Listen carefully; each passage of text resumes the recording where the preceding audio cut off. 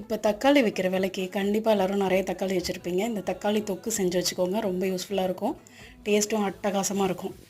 நான் இப்போ 1 கிலோ தக்காளி எடுத்து வச்சுருக்கேன். இதை 4ஆக கட் பண்ணிவிட்டு சாப்பரில் போட்டு எடுத்து வச்சுக்க போகிறேன். நீங்கள் மிக்சியில் வேணால் கோஸில் அரைச்சிக்கலாம்.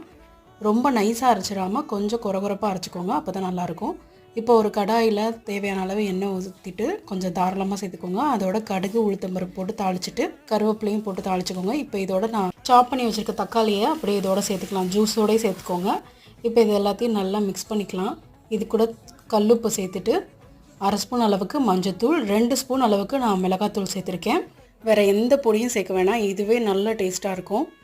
இப்போ இது எல்லாத்தையும் நல்லா ஒன்றா கலந்து விட்டுட்டு மூடி வச்சு ஒரு 10 நிமிஷம் வேக வச்சுக்கலாம். அடுப்பு சிம்மிலே வச்சு வேக வச்சுக்கோங்க. இப்போ தண்ணி எல்லாம் சுண்டி இந்த மாதிரி ஸ்டேஜுக்கு வந்ததுக்கப்புறம் 1/2 ஸ்பூன் அளவுக்கு சர்க்கரை சேர்த்துக்கோங்க. அது அந்த புளிப்பை பேலன்ஸ் பண்ணும். அப்படியே சிம்மிலே வச்சு எடுத்திங்கன்னா சூப்பரான தக்காளி தொக்கு ரெடி.